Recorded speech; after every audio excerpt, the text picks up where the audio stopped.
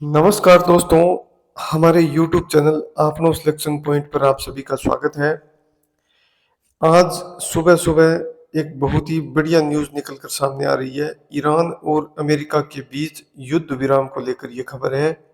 जल्द ही इन दोनों देशों के बीच युद्ध विराम हो सकता है, जो पूरे मिडल ईस्ट और पूरे विश्व के लिए एक अच्छी खबर है। क्या न्यूज़ है, कब तक सीज फायर हो सकता है और वर्तमान स्थिति क्या है, इन सब के बारे में हम चर्चा करेंगे। अगर चैनल पर नए जुड़े हैं तो चैनल को सब्सक्राइब कर दें और वीडियो को लाइक कर दें। चलिए स्टार्ट करते हैं। डोनाल्ड ट्रंप का आज सुबह जल्दी एक ट्वीट आया है, जिसमें उन्होंने अपनी social media platform social truth पर लिखा है, I am in Oval Office at the White House where we just had a very good call with president Mohammed bin Salman. और ये सारे प्रेसिडेंट और सभी के तुर्की, इजिप्ट, जॉर्डन सभी के लिखा हुआ है। और फिर लिखा है कि an agreement has been largely negotiated subject to finalization between the United States of America, the Islamic Republic of Iran, and the various other countries as listed. Separately, I had a call with Prime Minister Bibi Netanyahu of Israel, which likewise went very well. Final aspects and details of the deal are currently being discussed and will be announced shortly. In addition to many other elements of the agreement, the Strait of Hormuz will be opened. Thank you for your attention to this matter. President Donald J. Trump. तो ये Donald Trump का tweet है, अपनी post किया है अपनी social media platform social truth पर। इसके बाद में ये कयास लगाए जा रहे हैं कि ईरान और अमेरिका के बीच में जल्द ही एक सीज फायर हो जाएगा और 60 दिनों का ये सीज फायर बताया जा रहा है कि आगामी 60 दिनों तक सीज फायर हो जाएगा। अभी युद्ध को स्टार्ट हुए लगभग 86 डेज हो चुके हैं। तो 86 डेज के बाद में अब एक फाइनल दौर की वार्ता की ओर दोनों देश बढ़ रहे हैं। लेकिन इसमें एक और चिंता की बात है कि यहाँ पर इजराइल का नाम है, वो ज़्यादा कहीं न्यूज में नहीं आ रहा है। तो जब तक इजराइल, मैंने पहले भी आपको कहा था, जब तक इसकी जो इसका स्टेक होल्डर है, तीसरा देश कौन सा है, इजराइल है, और इजराइल ही इसका मुख्य किरदार है इस युद्ध को लेकर। तो जब तक इजराइल इस युद्ध विराम में, पीस डील में शामिल नहीं होगा, तब तक ये पूर्ण युद्ध विराम नहीं चल सकता। हो सकता है ये अमेरिकी राष्ट्रपति डोनाल्ड ट्रंप के द्वारा जल्दबाजी में लिया गया फैसला हो। अब इसकी क्या शर्तें हैं, क्या डील्स हुई है, वो सब कुछ जब पूर्ण रूप से फाइनलाइज हो जाएगा उसके बाद ही पता लगेगा। लेकिन जितना भी हो, जितने दिन के लिए सीज फायर हो, स्ट्रेट ऑफ हॉर्मुज खुलेगी, इकोनॉमिक एक्टिविटी बढ़ेगी, तो ये पूरी दुनिया के लिए बढ़िया है। और ख़ास तौर से हमारे देश के लिए, जो हमारा देश है वो ऑयल डिपेंडेंस है, ऑयल डिपेंडेंसी है अन्य देशों पर। तो सभी क्षेत्रों के लिए, हमारी अर्थव्यवस्था के लिए ये बहुत ही बढ़िया न्यूज़ है, क्योंकि तेल की बहुत ज़्यादा किल्लत है हमारे देश में। अभी पेट्रोल पंप खाली पड़े हैं, बहुत ही कम मात्रा में तेल दिया जा रहा है, कहीं पर तो तेल है भी नहीं, क्योंकि स्ट्रेट ऑफ हॉर्मुज पर ईरान और अमेरिका दोनों ने ब्लॉकेड लगा रखा है। तो उस ब्लॉकेड के कारण जहाज नहीं आ रहे, कई जहाज़ों पर हमले भी हुए हैं। तो इसके कारण भारत अपना जो स्टॉक था उसी को धीरे धीरे यूज कर रहा था। हालांकि हमने यूएई के साथ डील भी की है एनर्जी सिक्योरिटी को लेकर, लेकिन वो डील फाइनलाइज होने में और उसको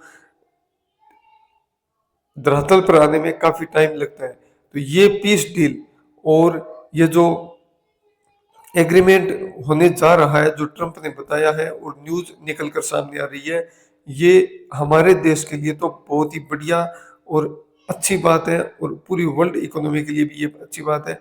ये आप व्हाइट हाउस का ट्वीट देख सकते हो, यहाँ पर डोनाल्ड जे ट्रंप की पोस्ट है, वो उसका स्क्रीनशॉट लेकर इन्होंने शेयर किया है।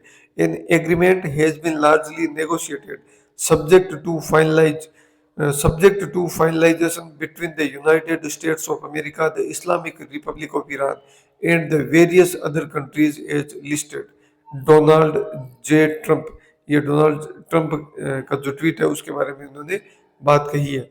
इसके बाद में यहाँ पर ये आप देख सकते हो, वॉशिंगटन पोस्ट की न्यूज़ है, ट्रंप सेज ईरान चीज पर deal in final stage to be announced shortly. तो जल्दी ये फाइनल डील है, ये हो सकती है। अब इस फाइनल डील में क्या होगा, ये सब कुछ जब ये डील हो जाएगी उसके बाद में पता लगेगा। इसके अलावा एक और न्यूज़ निकल कर आ रही है कि इस जो ये फाइनल डील है, इसमें कौन कौन सी शर्तों पर बात हो सकती है, इसका मुख्य किरदार कौन है। तो वो पाकिस्तान में ये डील नहीं हुई है। ये डील है वो अमेरिका और ईरान के बीच, और पाकिस्तान इसमें कुछ रूप से भागीदार है। इसके साथ ही कतर के प्रमुख भी इस डील को करवाने में भागीदार रहे हैं।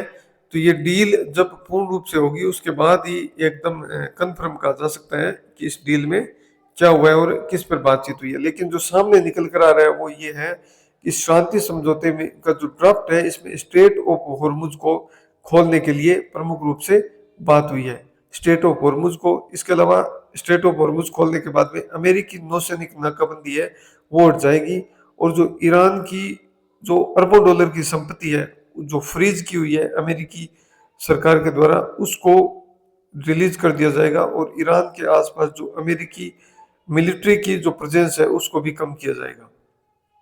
रिपोर्ट्स में दावा किया गया है कि ईरान अपने जो संवर्धित यूरेनियम है उसका सरेंडर करेगा, और लेबनान सहित सभी मोर्चों पर संघर्ष को रोकने का प्रस्ताव भी शामिल है।